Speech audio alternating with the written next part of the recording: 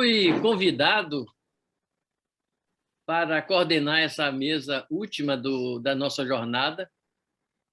É uma situação muito agradável participar da jornada toda e, inclusive, desse final. E nós vamos ter uma mesa que tem o título do... Então, deixa eu ver aqui. A letra, o sujeito e a fantasia,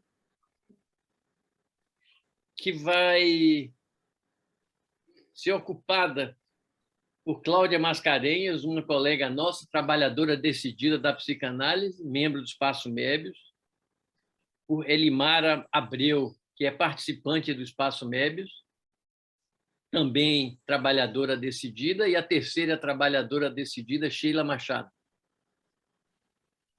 Bom, imagino que tenhamos 20 minutos para cada mesa e depois mais meia hora de discussão. Não sei se o protocolo é esse, não estava por dentro de tudo isso, mas fica mais ou menos anunciado dessa maneira. Eu vou, então, passar a palavra para a Cláudia, que ela vai fazer uma intervenção intitulada Um personagem literal de corpo e escritura. Olá. Sua voz. Olá, espero que estejam me ouvindo bem. Esse trabalho eu dedico a Aurélio Souza, porque ele começou a ser escrito há 33 anos atrás, e quando eu comecei a mergulhar nessa história aqui, que eu vou contar para vocês. Meus dedos escrevem em outras latitudes, e o ar que respira, através do meu caderno, e lhe vira as páginas sem que eu perceba, quando eu caio no sono, de maneira que o sujeito cai longe do verbo e o objeto aterriza em algum outro lugar no vazio, não é o ar dessa última morada, ainda bem. Logo, enfim, vou estar bem morto, apesar de tudo. Talvez mês que vem. Vai ser abril ou maio. O ano ainda é uma criança. 1000 sinaizinhos me dizem. Tive a sensação, faz tempo que venho tendo e acredito nela. Mas em que difere daquelas que fazem de mim gato e sapato, desde que me conheço por gente? Podia morrer hoje, quisesse. Apenas fazendo um pequeno esforço, se eu pudesse querer, se eu pudesse fazer um esforço.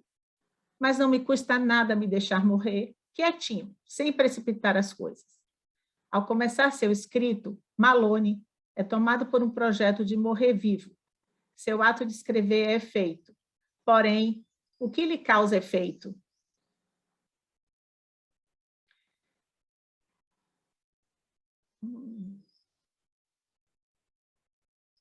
O que lhe causa efeito? O que se passa na função do seu escrito? Será a letra de um corpo inerte? Fazer-se escrito? O que sua escritura sustenta? Deitado na cama, ele escreve, compõe sua morte, enreda personagens, supõe sua vida. Discorre sobre seus pertences. Existem nesse espaço objetos que são seus cúmplices, ou melhor, compartilham entre si os mesmos sabores. Enquanto são escritos em folhas de papel, vão fazendo margem ao vazio que a folha objetiviza. A existência se dá no espaço do que é escrito. São tocos de lápis, caderno, bastão, uma cama, porta, pinico, pedra, uma foto, um chapéu, uma janela, mas não é uma vidraça qualquer, pois traz um amanhecer e um crepúsculo. Seus pertences, esses pedaços de coisas, literalmente preenchem seu quarto, literalmente suas letras. Pode-se dizer, são seus motivos no mundo, nada se não for antes de tudo vazio, nada é mais real que nada. Malone está na cama, deitado, derramado. Suas histórias são de um homem, uma mulher, um animal e um objeto. Talvez eu não tenha tempo para terminar. Por outro lado, talvez eu termine cedo demais. Lá estou eu, de novo, com as minhas velhas contradições teóricas. Mas será que eu poderia me resignar à possibilidade de morrer sem deixar um inventário durando depois de mim? Lá estou eu às voltas com picuinhas. Acata em sua escritura o que salta de sagrado dos seus caracteres, o que surge. Poderia-se dizer que isso não surge do nada, mas em Malone é do nada que isso surge, um nada que permite como motivo de escrita um qualquer coisa, contanto que ele não saiba. Escrevendo o que não sabe, então supõe. Os Sapocati viviam felizes. Os Luizes, estes tinham dificuldades em viver, quero dizer, em fazer os extremos se encontrarem. E quanto a Moll e Máquina, eles se amam. Ele, Máquina, fez progressos incontestáveis no exercício da palavra e aprendeu, em pouco tempo, a colocar nos lugares certos sims, nãos, mas e o chega, que mantém o amor vivo. O corpo de Malone inerte vai sendo escrito. Tomem o literal do escrito. Estaria Malone, portanto, próximo de um ideal de escritor? É compelido a escrever num vômito de escrito sem ato entre o pensar e o ato de escrever. É como se nesse decalque as letras pulassem do seu corpo e movessem sua mão. Estranho, não sinto os meus pés. A sensação misericordiosamente os deixou. No entanto, eu os sinto fora do alcance do mais possante telescópio. Será que isso é que chamam estar com o pé na cova? Seu escrito é pura literalidade. Há uma pergunta que se repete. Se está na borda, por que não pula? Por que não pula? O sujeito Malone aparece com seu escrito a partir da escritura. É seu corpo sustentado pelo seu escrito? A carta 52 de Freud é interessante para retomar a ideia de escritura presentificada, por exemplo, pelas letras com que Freud trata de precisar uma das funções do escrito no discurso analítico. Letra que não pode ser traduzida e que serve para fazer marca em cada instância da sua teorização. No capítulo 7 da interpretação dos sonhos, continua. O conteúdo onírico parece uma transcrição dos pensamentos oníricos em outro modo de expressão, cujos caracteres e leis sintáticas é nossa tarefa descobrir, comparando o original e a tradução. E mais adiante, o conteúdo, por outro lado, é expresso no roteiro pictográfico, cujos caracteres têm que ser transpostos individualmente para a linguagem dos pensamentos oníricos. Se tentássemos ler esses caracteres de acordo com seu valor pictórico, em vez de conformidade com sua referência significante, seríamos nitidamente introduzidos a erro. Pode-se pescar na obra de Freud as palavras tradução, transcrição, texto, inscrição ou mesmo leitura, letra. Derrida, comentando Freud, relata duas metáforas que este usou, no projeto como máquina e a partir dos sonhos como texto. A metáfora da escritura vai apoderar-se ao mesmo tempo do problema do aparato psíquico em sua trama. Barthes aposta que a saída do homem para a sua prisão na linguagem é a literatura. A escritura é tomada como função entre a criação e a língua. Para o autor, a escritura é linguagem endurecida. Está entre a língua, à espera de um possível, e o estilo, o bruto do escritor. Portanto, é neste espaço de escritura que cada autor, o escrito precipita-se como elemento químico. A escritura de cada escritor se coloca como marca distintiva, que insiste através dos tempos. Há aí um real que insiste. Para Lacan, a escritura nasce com a negatividade.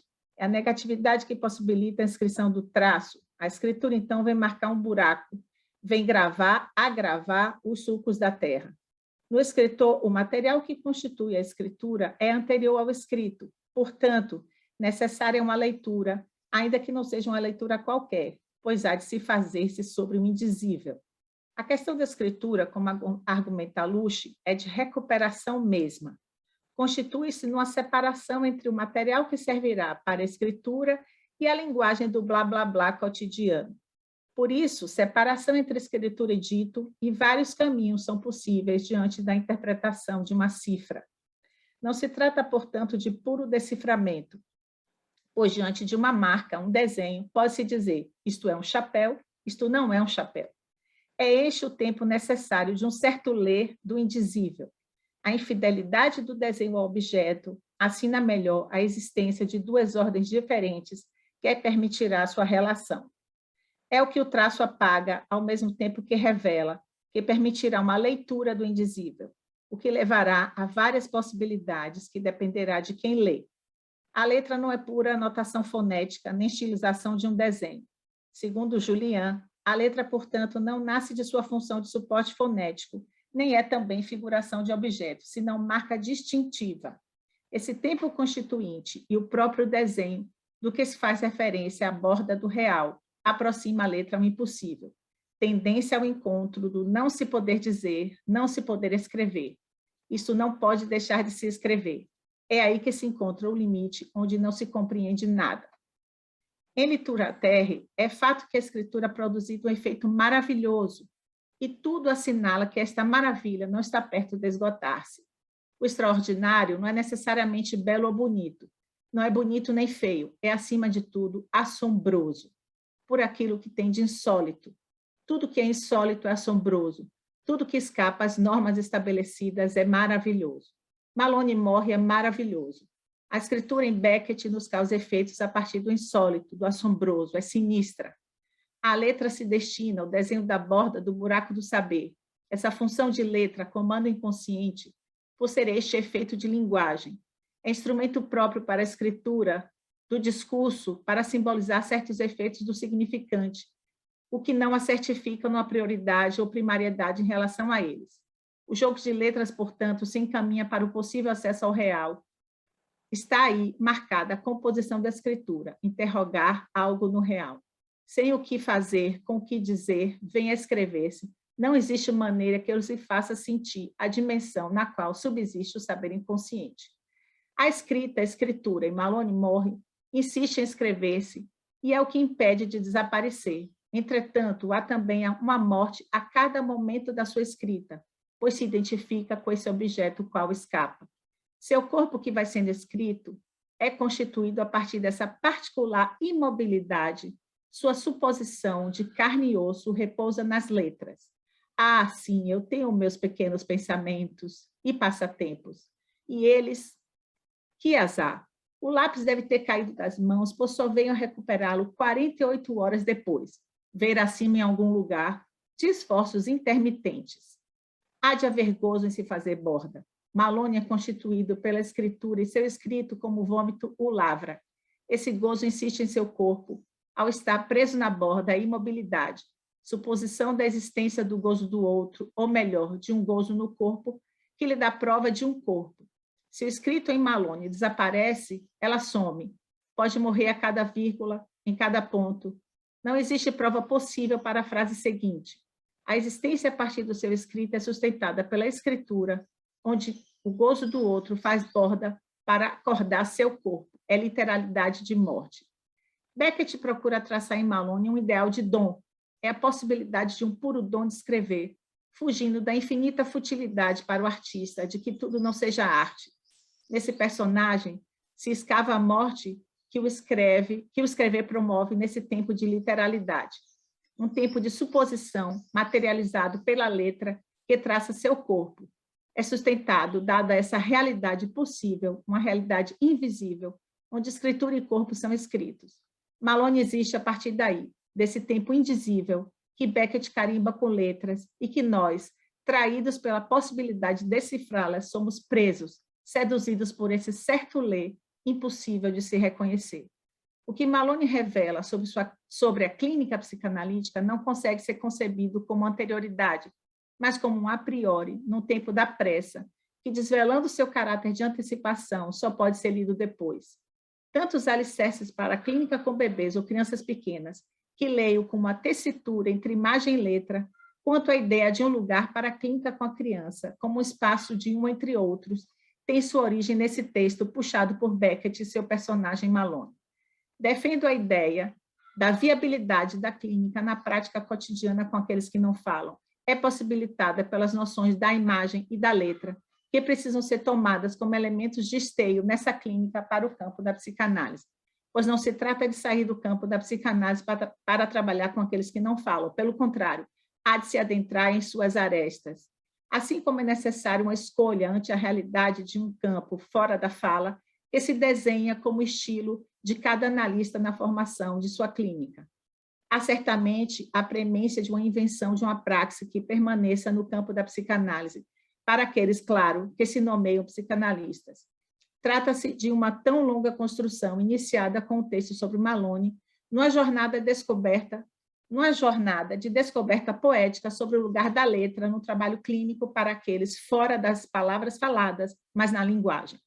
A noção de letra recoloca a psicanálise como uma prática de leitura antes de ser uma prática do talking cure. É um portal para a possibilidade de uma clínica psicanalítica para aqueles que não falam.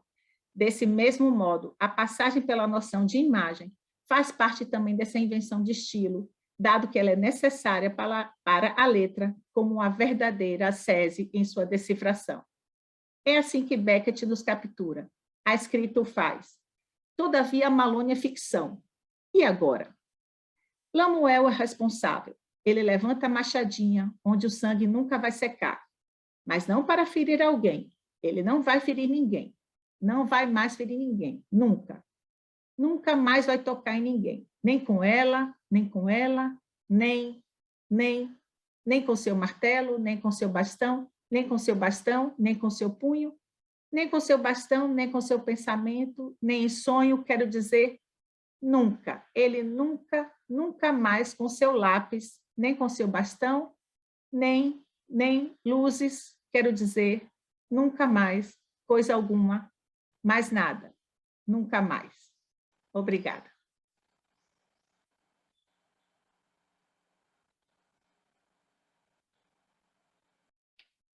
Eu falava dos 2 agradecimentos, pelo brilhante trabalho e pela oferta que ela me fez.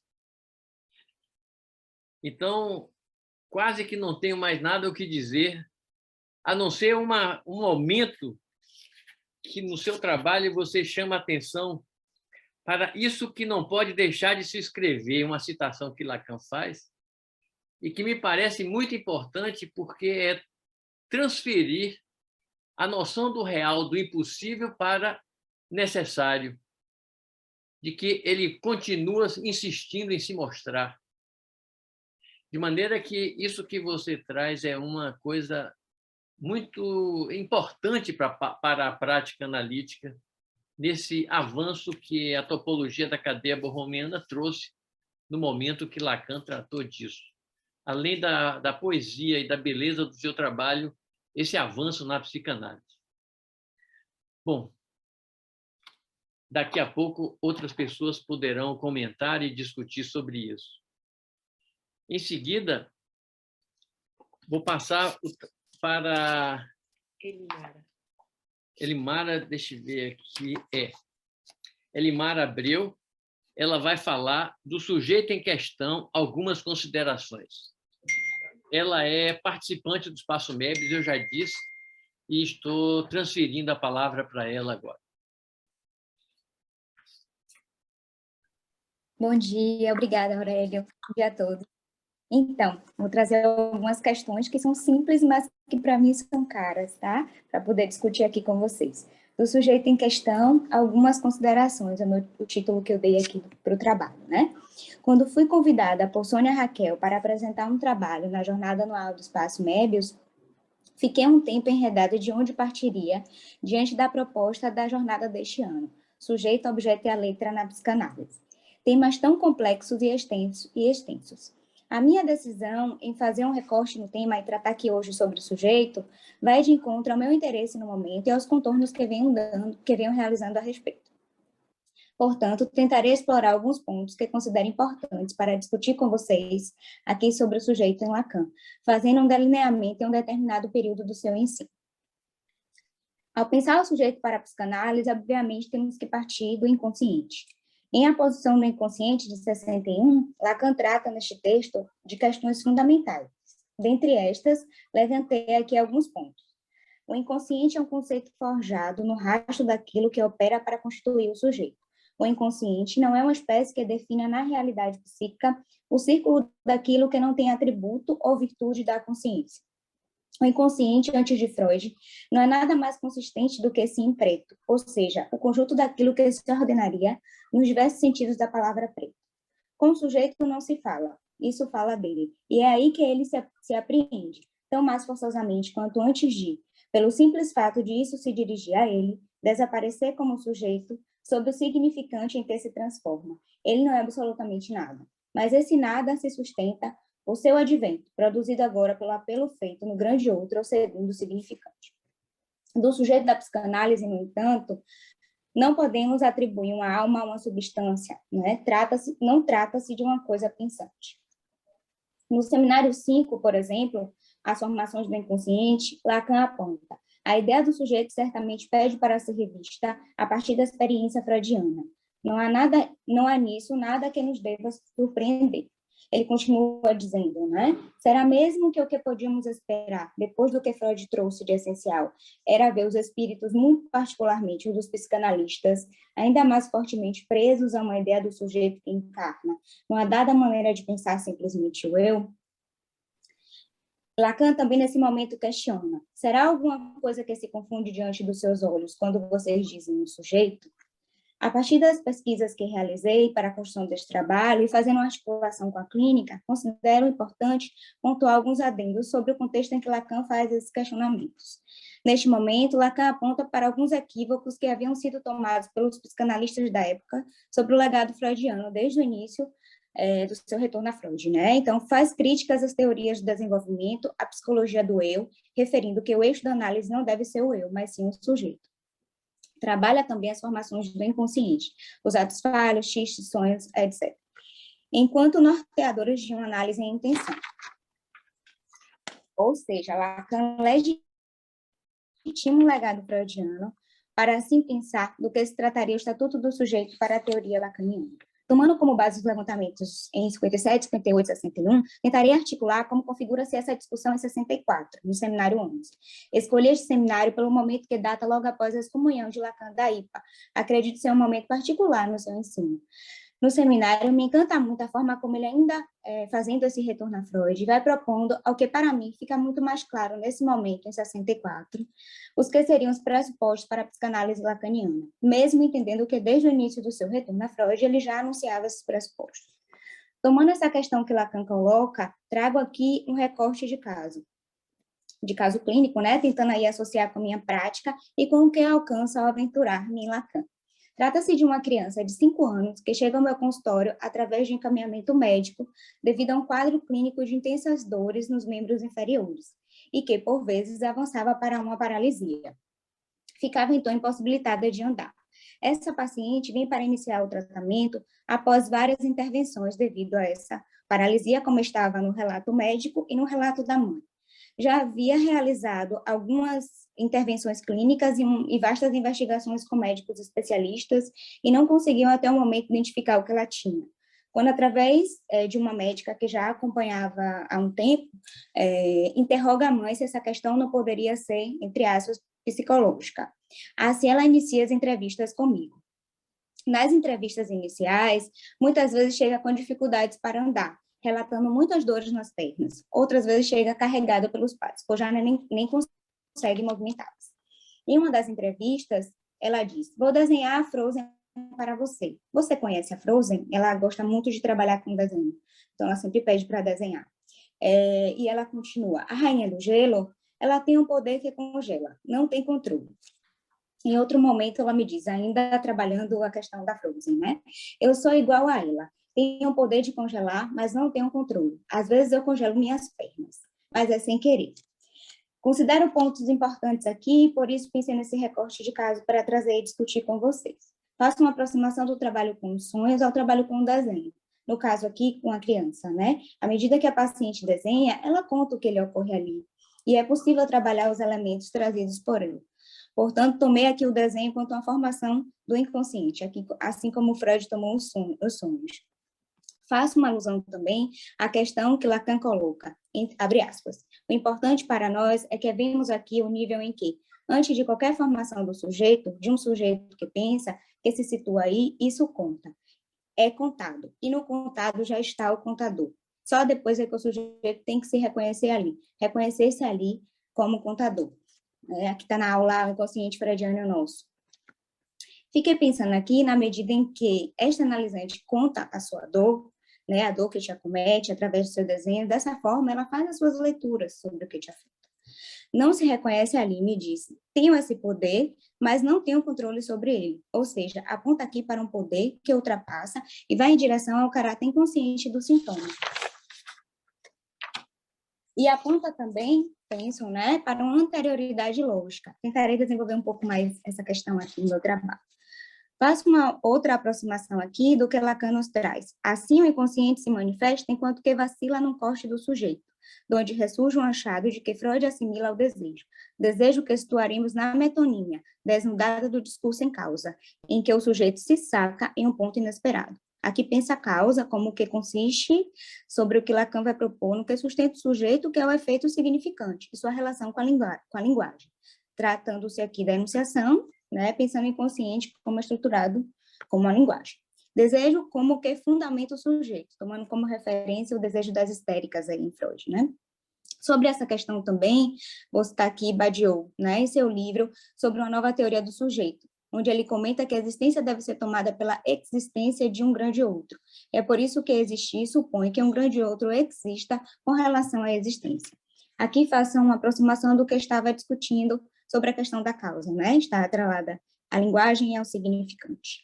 Lacan aponta que o significante, aqui no seminário 11, né, representa o sujeito para um outro significante. Aqui podemos pensar o significante enquanto uma condição que está em cadeia, o sujeito como indeterminado, que ora evanece, penso que tem relação com o caráter ôntico aí do inconsciente, ou seja, escapa e ora aparece. Para tratar do que tange a minha pesquisa sobre o sujeito, abordarei as operações de alienação e separação. As operações de classificação do sujeito em sua dependência significante ao grande outro. Com relação à alienação, Lacan coloca que a característica do sujeito é estar sob o significante que desenvolve suas redes. Então, a alienação é ao significante. O véu da alienação, como ele chama, né, se define por uma escolha cujas propriedades dependem do seguinte, que há, na reunião, um elemento que comporta que, qualquer que seja a escolha que se opere, há, por consequência, nenhum nem outro. Se escolhemos o ser, o sujeito desaparece, ele nos escapa, cai no não senso, que é, falando propriamente o que constitui na realização do sujeito, o inconsciente. Em outros termos, é na natureza desse sentido, tal como ele vem a emergir no campo do grande outro ser, numa grande parte do seu campo eclipsado pelo desaparecimento do ser induzido pela função mesma do significante. Trata-se da primeira operação essencial e que funda o sujeito, a alienação. Aqui, gente, está na página 207, essa questão que ele coloca, eu estou falando dos círculos de Euler, né, que ele coloca de um lado o ser, embaixo o sujeito, entre parênteses, que ele diz que desaparece, o que faz interseção, o não senso, do outro lado, o grande outro, que está do lado do sentido, tá? Lacan continua, a alienação tem por consequência que a interpretação não tem modo algum sua última instância no fato de ela nos livrar as significações da via onde caminha o psíquico que tem diante de nós. Esta importância é apenas prelúdio, ou seja, preliminar, né? A interpretação não visa tanto sentido quanto reduzir os significantes a seu não senso, para que possamos encontrar os determinantes da conduta do sujeito. Aqui gostaria de retomar a questão da causa, que considerei na minha pesquisa, quando Lacan considera que o efeito de linguagem é a causa introduzida do sujeito, tomando aqui a operação da alienação ao significante como que funda o sujeito, a questão colocada por Lacan sobre a interpretação visar a redução do significante ao não senso, penso aí está implicado um esvaziamento, entre aspas, da cadeia significante, e sobre reencontrar os determinantes da conduta do sujeito seria o que toca a questão do real. Eu trouxe essa questão para discutir, né? Na operação de separação, Lacan coloca que o véu da alienação retorna pelo véu da separação, né? Neste caso, põe em causa o desejo, né?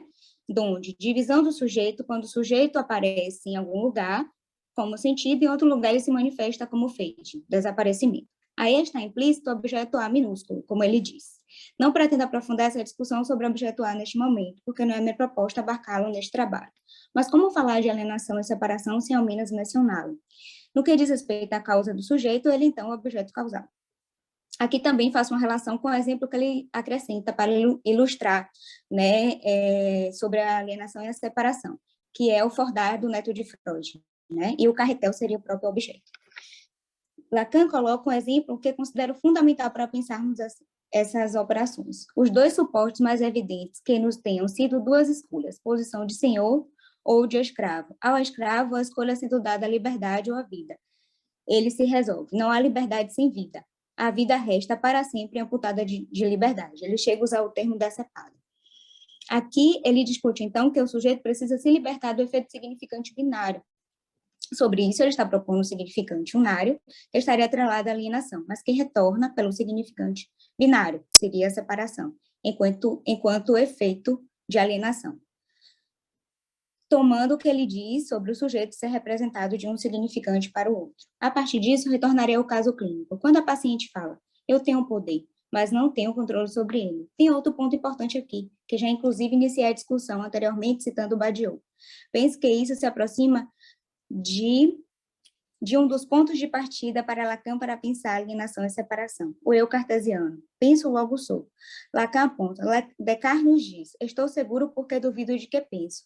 E diria eu, para me manter nesta fórmula, não mais prudente que a sua, mas que nos evita debater o eu penso por pensar que sou. De maneira exatamente análoga, Freud, onde duvida, pois enfim são seus sonhos, e é ele que de começo duvida, está seguro de que um pensamento está lá, pensamento que é inconsciente, o que quer dizer que se revela como ausente. É este lugar que ele chama, uma vez que lida com outros, o eu penso, pelo qual vai revelar-se o sujeito. Em suma, Freud está seguro de que este pensamento está lá, completamente sozinho de todo o seu eu sou. Se assim podemos dizer, a menos que este é o salto. Alguém pensa em seu lugar. Descartes não sabia, a não ser que fosse o sujeito da certeza e rejeição de todo o saber anterior. Mas nós sabemos, graças a Freud, que o sujeito do inconsciente se manifesta, que isso pensa antes de entrar na certeza. No caso da paciente citada, ela não se reconhece ali, não controla o poder, porque não trata-se do eu, mas do que está atrelado à linguagem, não é? Coloco o título do trabalho do sujeito em questão, pois de fato minha intenção aqui foi de trazer pontos para discutirmos sobre a questão do sujeito para Lacan. Em questão, porque penso que não trata-se do que é o sujeito, pelo menos não só disso, né? Por exemplo, pesquisei em alguns psicanalistas que tratavam do tema e vi algumas discussões a respeito, inclusive sobre a questão colocada por mim, a ideia de conceito. Questionei por um tempo se seria um conceito, então. Até coloquei dessa forma no resumo do trabalho enviado à comissão da jornada. Bom, concluí que pode ser um conceito que está implicado no que Lacan chama de estatuto do conceito, sobre os conceitos fundamentais, inconsciente, repetição, transferência e pulsão. Enquanto operador de uma análise, e não o termo conceito implicado à ciência, por exemplo, que trataria de um construto, algo a se desenvolver.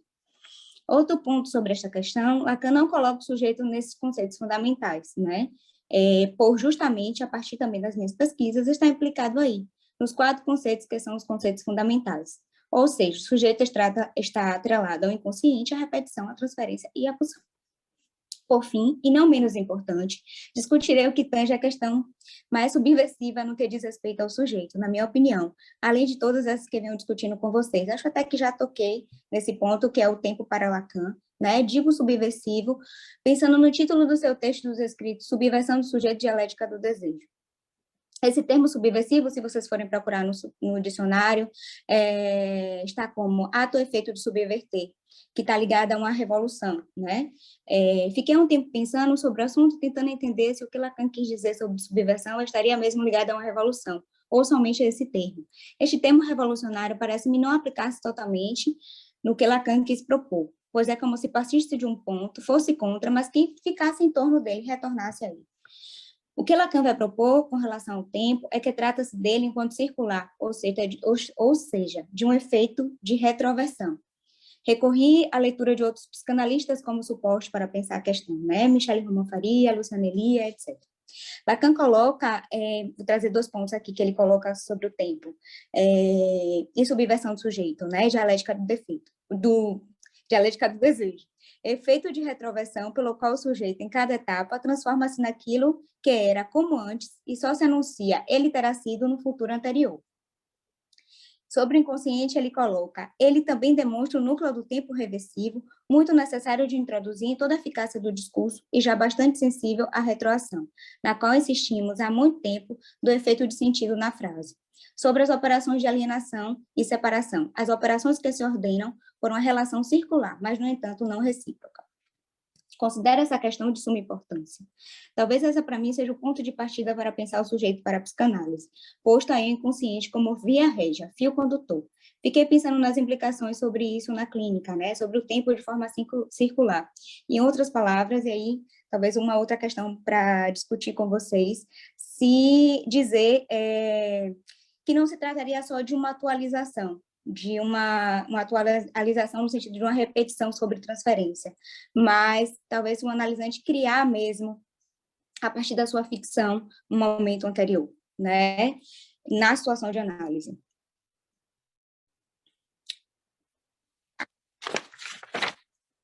Então, gostaria de encerrar minha apresentação com um ditado que eu vi recentemente em um documentário. Interessante que nesse momento que assistia, foi um momento em que eu escrevia sobre a questão do tempo, né, para Lacan, e eu estava, né, justamente nessa questão.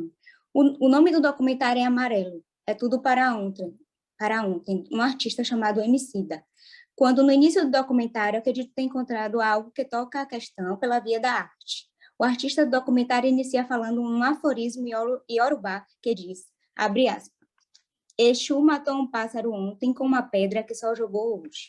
Gostaria de agradecer a todos pela atenção, à comissão da jornada, aos membros do Espaço Mébius, a Sheila e a Cláudia por dividirem a mesa comigo e a Aurélia pela coordenação.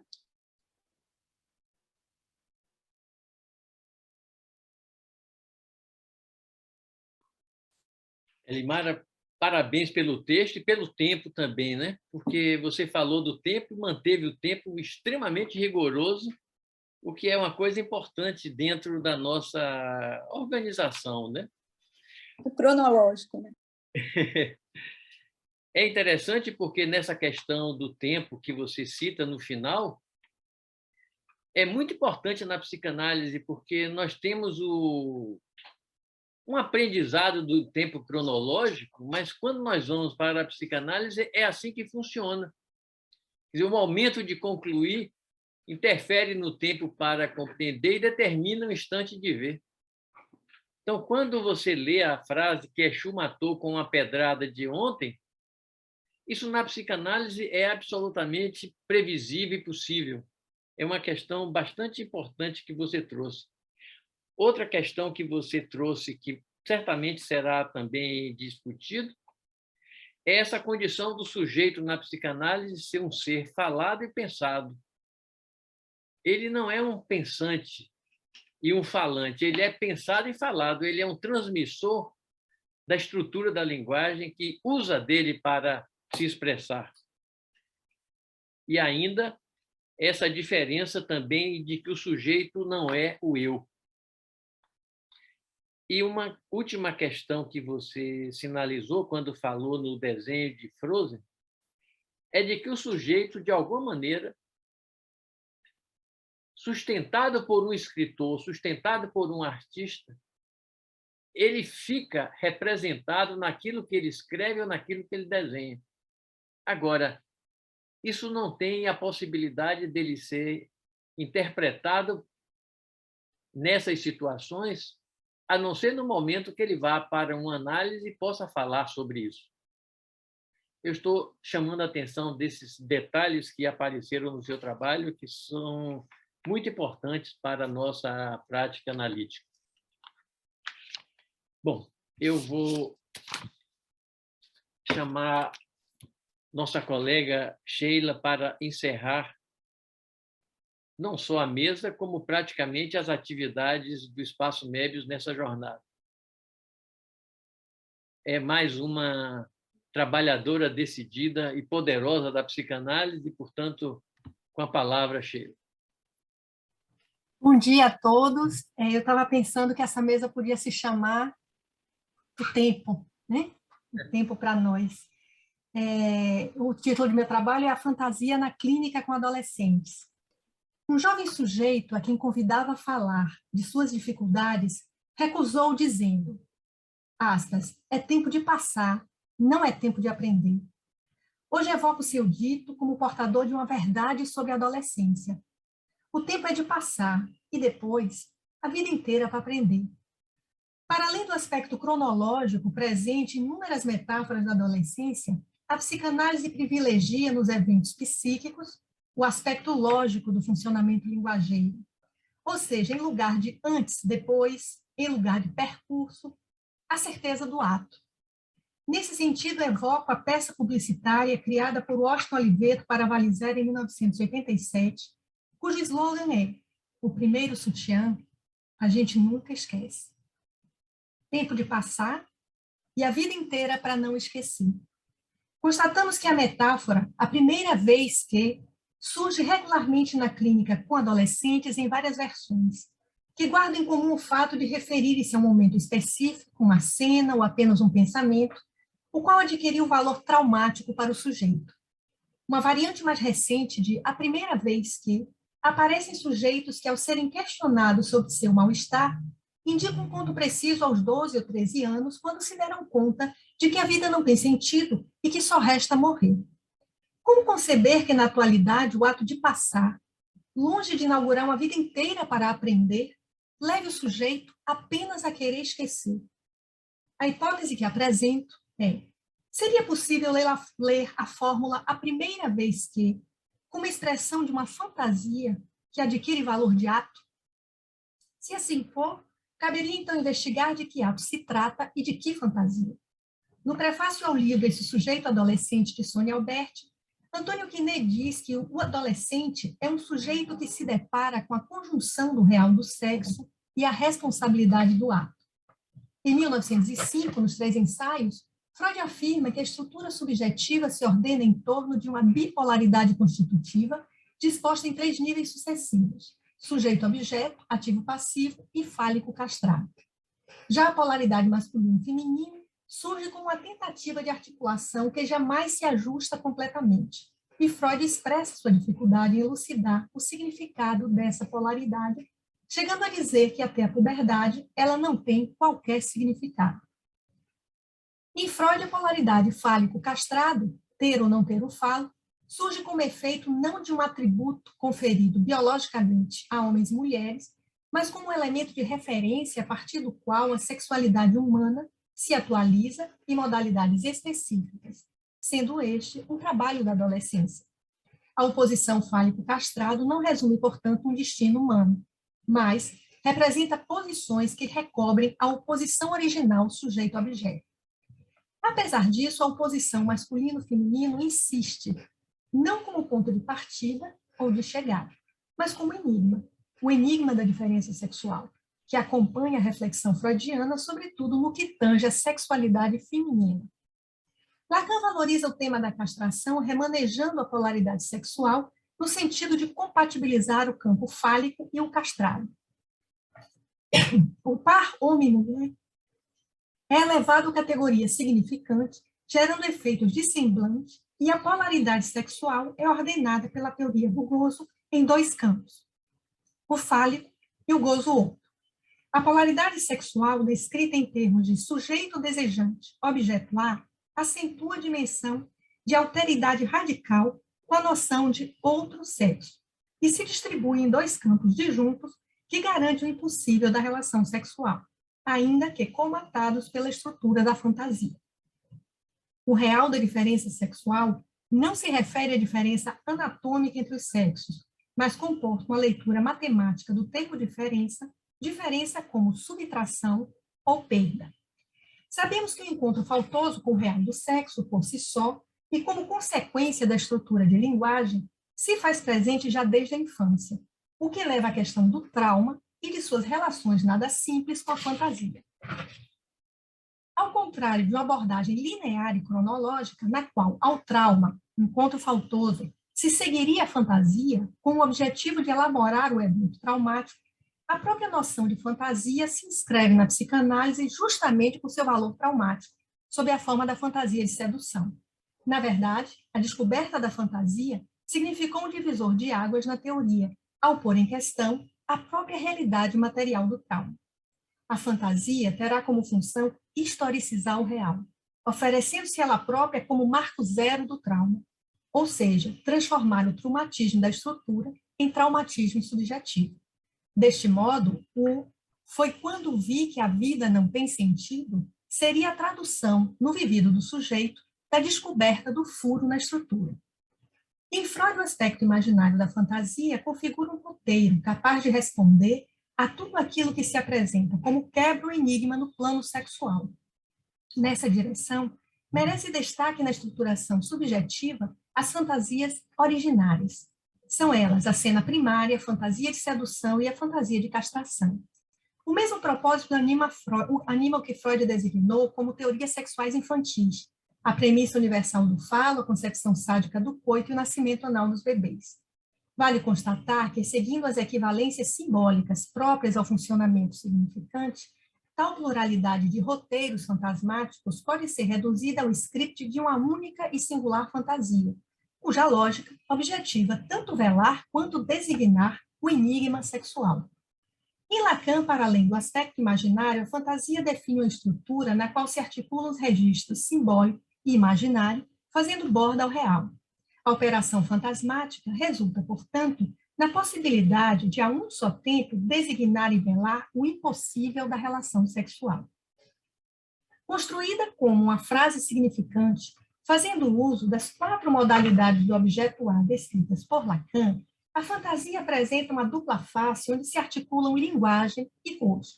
Sob este ponto, é notável a apreensão de Freud ao localizar no sonho singular do homem dos lobos, e especificamente no olhar fixo do lobo, tornado significante, uma referência direta à mais universal das fantasias, qual seja a cena primária. É esse nível, ao mesmo tempo singular e universal da fantasia, que emerge como produto da extração lógica operada por Lacan, sintetizada na fórmula S/função de A, na qual o conector função permite a conjugação entre o sujeito e objeto segundo diversas modalidades de articulação lógica. No seminário A Lógica da Fantasia, Lacan descreve a operação de alienação numa relação de disjunção que expulsa da cadeia o campo da verdade, no famoso código lacaniano, ou não sou ou não penso, fazendo objeção ao reconhecimento do sujeito no campo do grande outro. A fantasia vem prover uma costura do impasse, costura pela qual o sujeito obtém sua sustentação ao se fazer objeto do gozo do grande outro, obtendo para si a porção de gozo possível. Com a operação fantasmática, se obtém à custa da libra de carne perdida, uma resposta à falta do grande outro. Longe de ser uma entidade estática e monolítica, a fantasia se desdobra em sucessivas versões e apresentações, ao mesmo tempo em que conserva um caráter de imobilidade e fixidez determinante do destino do sujeito. Disso resulta que podemos falar tanto em versões da fantasia, no plural, quanto na fantasia singular, o fantasma, onde prevalece a dimensão da escrita. Todo esse funcionamento fantasmático, Lacan ilustrou através da análise da fantasia bate-se numa criança, recolhida na clínica de Freud e a qual retornou ao longo de seu ensino, notadamente nos seminários 4, 5, 14. Em 1919, Freud escreve o artigo Uma Criança é Espancada, a partir de 6 pacientes escolhidos sob o fundo de inúmeros outros casos. Nesse estudo, ele distingue 3 tempos da fantasia bate-se numa criança. Primeiro tempo, uma fantasia consciente, o pai do sujeito está batendo numa criança que é um rival. E a mensagem é: ele bate numa criança que eu odeio, para fazer saber que ele me ama.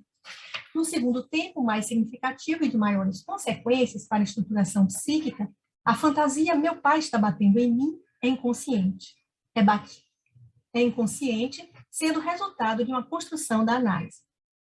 No terceiro tempo, a fantasia é novamente consciente. Nela, o pai desaparece, por trás de um substituto sublimado ou de um agente indeterminado. A criança, que é batida, se multiplica e o sujeito se localiza na cena como puro olhar. Em Freud, tais transformações ocorrem em consonância com a evolução edípica, e a fantasia final é considerada como um resíduo ou espécie de cicatriz, que com o declínio do Édipo confere à criança uma certa estabilização psíquica. No capítulo 13 do seminário sobre as formações do inconsciente, intitulado A Fantasia para além do princípio do prazer, Lacan retoma a análise dessa fantasia para salientar que, da primeira à última fase, algo na fantasia se mantém constante, o lugar central ocupado pelo pai, ou mais precisamente, pelo nome do pai. Trata-se, portanto, de uma fantasia de castração. Para Lacan, o primeiro tempo corresponde à degradação simbólica do objeto do desejo do grande outro, tomado como rival. Já a segunda fase exprime tanto a relação de amor incestuosa do sujeito em relação ao pai, numa forma invertida, por efeito da identificação imaginária com o rival da fase anterior, quanto sua interdição expressa na culpa e na cena de punição. No terceiro tempo, Ao sujeito, em posição terceira, diante da cena de espancamento, é facultado participar de todas as posições descritas. Ocorre, então, uma estabilização, na qual Lacan acentua o aspecto de generalidade e indeterminação, onde a partícula si, do Batse, guarda a mensagem fundamental da operação fantasmática. Em sua fase final, a fantasia exprime para Lacan o fato de que, aspas, entrar no mundo do desejo é para o ser humano suportar, logo de saída, a lei imposta por esse algo que existe para além, a lei da Slag, golpe, pancada. O fato de o chamarmos pai já não tem importância. Trata-se da imposição significante e seu sentido mais radical é indicar a relação do sujeito com a dimensão significante e suas consequências em termos de gozo.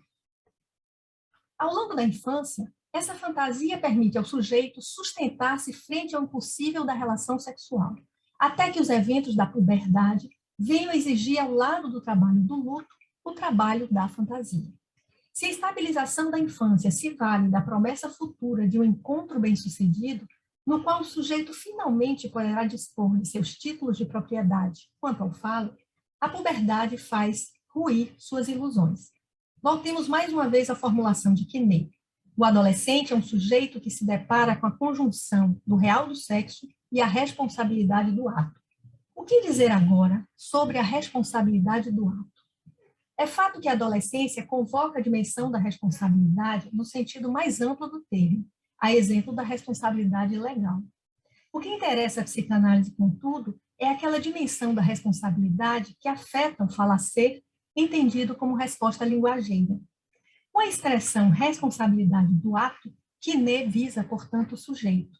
Responsabilidade do ato, ato de responsabilidade em ato. Apresenta a hipótese de que a responsabilidade em jogo é efeito de uma mutação específica da fantasia bate-se numa criança, a qual produz uma versão particular dessa fantasia, que marca a primeira vez que, ou o tempo de passar da adolescência. Se no ponto de estabilização da fantasia infantil, o trabalho lógico do pulsão implica que o sujeito participa de todas as posições fantasmáticas disponíveis, na puberdade, algo diferente acontece. O sujeito não só participa, mas parece verdadeiramente ocupar o lugar do agente paterno. E, com isso, algo da mobilidade fantasmática se perde no primeiro momento. O sujeito se detém, então, numa espécie de congelamento da cena, no qual a ambiguidade do duplo mandamento superegóico, deves ser como teu pai, não podes ser como teu pai, extravasa os limites da fantasia e invade a vida do sujeito, produzindo culpa, bem como inúmeras interdições sintomáticas. Um breve recorte clínico ilustra esse ponto. Um sujeito, ao ouvir alguém ser referido como pedófilo, resgata instantaneamente a memória até então inócua dos jogos sexuais praticados na infância e elabora uma versão singular da fantasia, uma criança espancada sob a forma: serei eu um monstro? Vale notar que nessa versão da fantasia, o sujeito se faz o agente da sevícia não mais de uma outra criança, como seria o caso, mas de uma criança. Arriscamos traduzir essa operação em termos da cadeia significante, utilizando o mecanismo da geração da série numérica 0, 1, sucessor, de Frege, exposto por Millet no seminário Problemas Cruciais para a Psicanálise de Lacan. Tomando o 0 da série numérica como lugar do sujeito no nível da privação ou da letra que faz borda ao real na estrutura, a extração lógica do 1 a partir do 0 corresponde ao processo de combinação de letras que já no nível lógico significante articula o 1 do traço unário, o S1, traço paterno, que ordena a significação. A etapa seguinte, a geração lógica da sucessão numérica pela presença subentendida do 0 na contagem, é justamente a etapa que ficaria impedida na operação fantasmática da puberdade, ocasionando uma retenção da cadeia no nível do traço unário e a interrupção da repetição própria ao funcionamento da cadeia significante. Em outras palavras, o enfraquecimento do funcionamento do pulsão e da mobilidade fantasmática em benefício do seu elemento de fixidez. A cena fantasmática se detém num ponto em que articula o masoquismo original da degradação simbólica ao sadismo do supereu, enquanto elemento paterno. É o goza superegóico, onde se goza do significante da castração, o mais primordial que deu origem ao sujeito. A análise aqui é preciosa por propiciar a retomada do trabalho da fantasia no sentido da produção de novas versões que, em que pese a persistência mortífera da letra de gozo, ainda assim sejam compatíveis com a continuidade da vida. Intervenção tanto mais importante na medida em que a ausência de mitos e ritos de passagem compartilhados desampara o sujeito. Como ilustração, trago um recorte clínico da análise de uma jovem que vem consultar em razão do bullying sofrido na escola. Ela define bem a entrada da puberdade dizendo: antes eu podia fazer qualquer coisa, porque uma hora meu pai chegava e dizia não. Agora eu estou só e por minha conta. Ao lado disso, relata uma fantasia colorida de angústia. Se eu começar, não vou parar mais.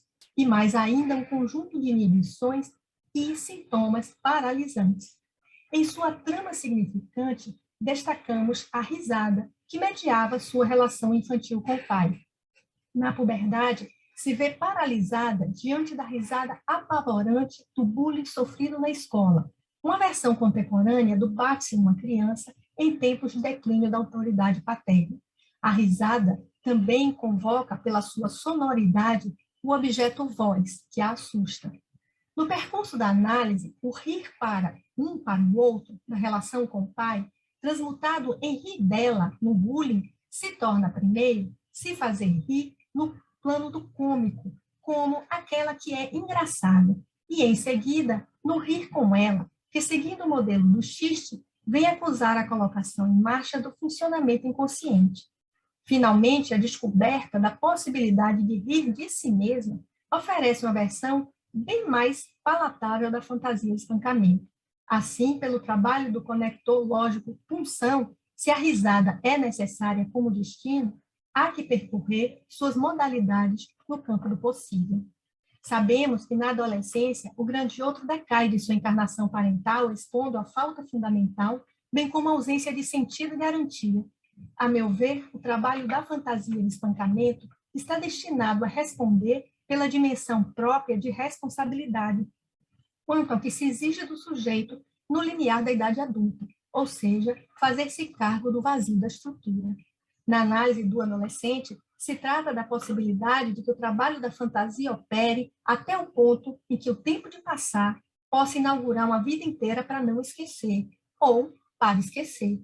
Para concluir, trago a letra de Santo Agostinho, citada por Ticiler no livro Fantasma na Clínica Psicanalítica.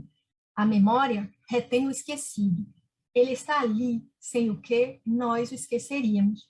Mas desde o momento em que ele está ali, nós o esquecemos. Obrigada.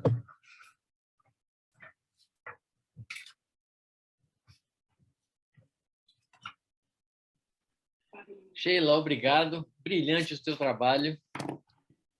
Certamente que vai ser muito discutido, colegas vão intervir aí, mas você trouxe questões que são bastante importantes. Primeiro, a questão do trauma, que não é uma coisa cronológica que acontece no passado com efeitos mais adiante, mas é que a partir do que se repete, eu dizia isso outro dia, isso se retorna para avaliar o que pode ser esse trauma que toma depois um efeito de fantasma, né? Você usou a palavra fantasia, eu vou pedir desculpa, mas eu vou falar fantasma.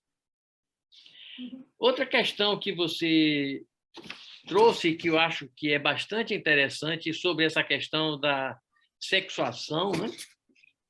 Porque, de alguma maneira, é importante que, nessa condição do olhar que você falou, o sujeito vai estar sempre implicado naquilo que ele olha.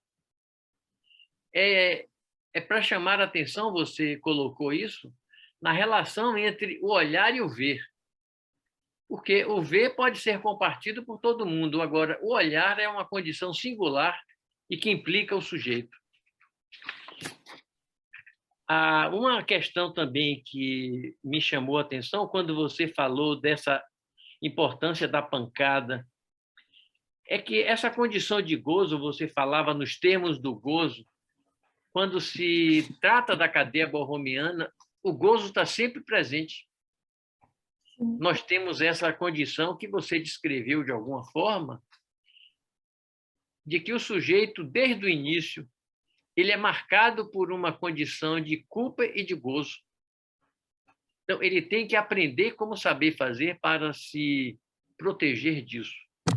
De alguma maneira, você trouxe questões dessa ordem.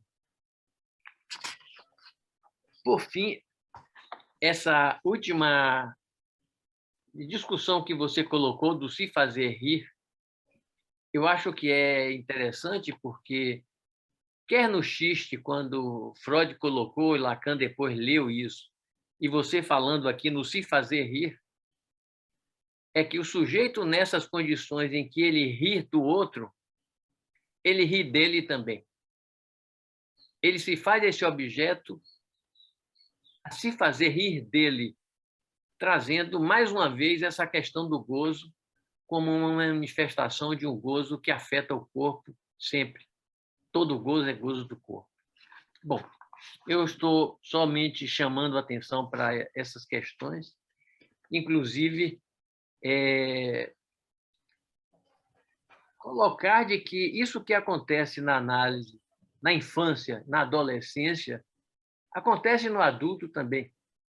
Porque se o sujeito não tem idade, não tem sexo, não tem cor, essa questão do tempo cronológico nosso, como seres de linguagem e de sexo, tem que ser avaliado de que a psicanálise é uma prática que opera de uma maneira muito eficaz sobre o sujeito em qualquer um desses momentos da evolução.